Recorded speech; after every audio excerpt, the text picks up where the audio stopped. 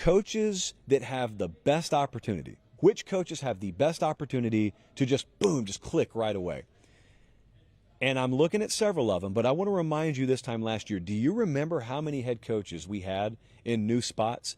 Sonny Dykes ended up being the guy out of all the first-year coaches that took his team to the playoff, took his team to the national championship. He wouldn't have even been in the top 5 of the candidates that I thought may be capable of doing that. You had Dan Lanning going to Oregon, for example.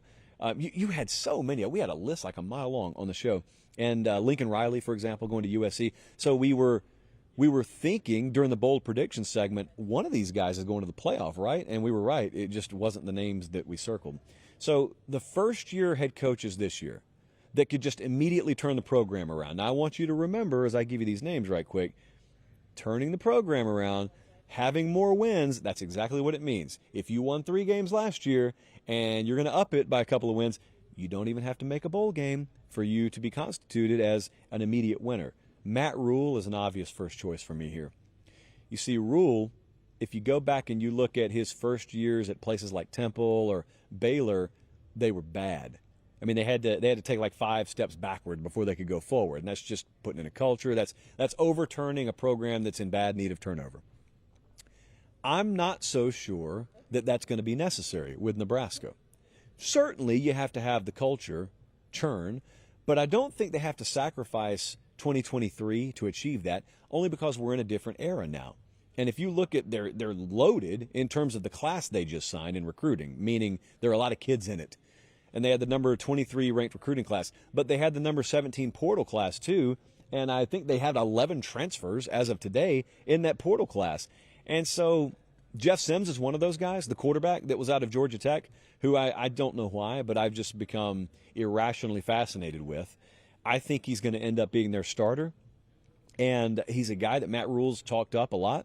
So I look at them the same way I did last year. There are a lot of winnable games on that schedule, a lot of losable games on that schedule. It turns out the latter ended up being validated this time last year, but Matt Rule is one. Luke Fickell is one. These guys are going to be compared A to B, B to A, because they, in similar circumstances, went to the same conference. But Fickell at Wisconsin, insanely good coach. And development was the name of the game. It's no accident. You look this time last year, they sent 9 guys to the NFL draft, which was third most in all of college football. Development and placement, though, those are the 2 words I'm really focused on with Wisconsin this year. The development part is self-explanatory, but placement, he's bringing in Phil Longo as his offensive coordinator. And immediately right out of the gate, you don't look at Wisconsin and say, yeah, man, they've recruited several years to throw the ball all over the place. No, they haven't. Now, they brought in several receivers out of the portal, but Phil Longo's even been on record heading into spring as saying, yeah, I'd have to be an idiot not to run the ball with the amount of running back talent that they have here. And Wisconsin's recruited a certain way for like a million years. So right off the bat, maybe we don't see what the full Phil Longo offense will look like, but they brought in Tanner Mordecai, the quarterback, out of the portal, to go along with, I think, like 3 or 4 receivers out of the portal. So don't think that it's 3 yards in a cloud of dust even immediately up there. And more importantly, they were bad enough where they fired Chris midseason, like I said last year. So it doesn't take winning 11 games for Luke Fickell to rightly be on this list. Now, Hugh Freeze is one that's going to be a little more controversial, but I'm going to put him on there because, yet again, the team he just took over missed a bowl game last year. And also, there's a lot around Auburn that just needs a spark. Like, Auburn is not a poverty program. Auburn does not lack for talent. It's not a top 5 roster. It's not a top 10 roster. But it's not like a bottom 25 roster either. And there's a lot of unrealized potential, untapped potential there. And I'm talking about both sides of the ball. And specifically offense with Auburn, when a guy like Hugh Freeze comes in, I just flat out think he's someone who could pull something out of a quarterback like Robbie Ashford that the previous staff didn't, couldn't, whatever you want to say.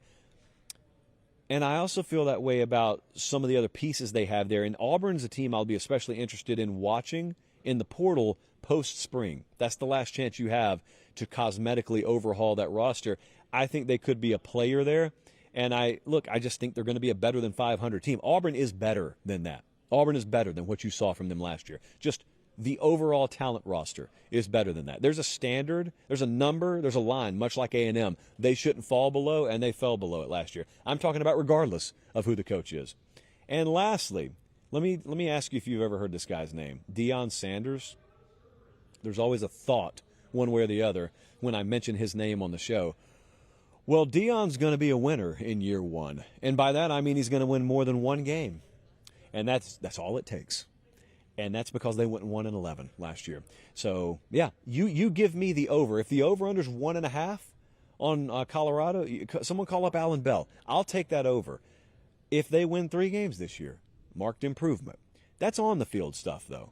I think more so than any other guy I just mentioned, Deion Sanders has already started winning because the playbook to win at Colorado is not the playbook to win at Georgia. At Georgia, that branding and that institutionalized knowledge and pageantry and tradition that we all know about that program makes it so Kirby Smart doesn't really have to sell his program to the masses.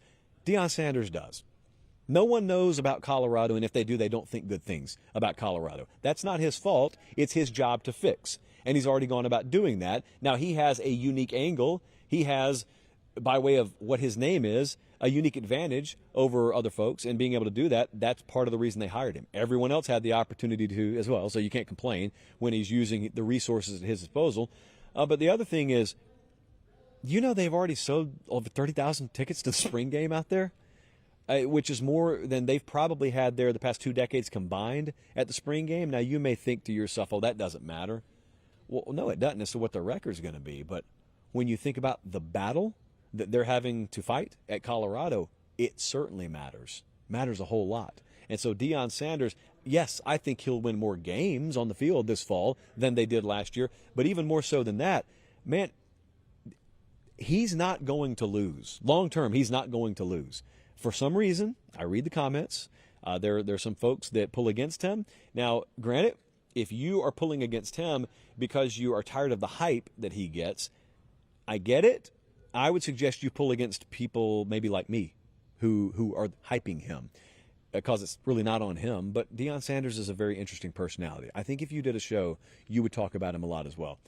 Deion, Hugh Freeze, Luke Fickell, Matt Rule, I like all those guys to be winners in year one. Guys, thanks for watching Late Kick. Make sure to leave a comment. I love interacting with you. But most of all, please like the video and subscribe to the channel. That's how we keep all of this free.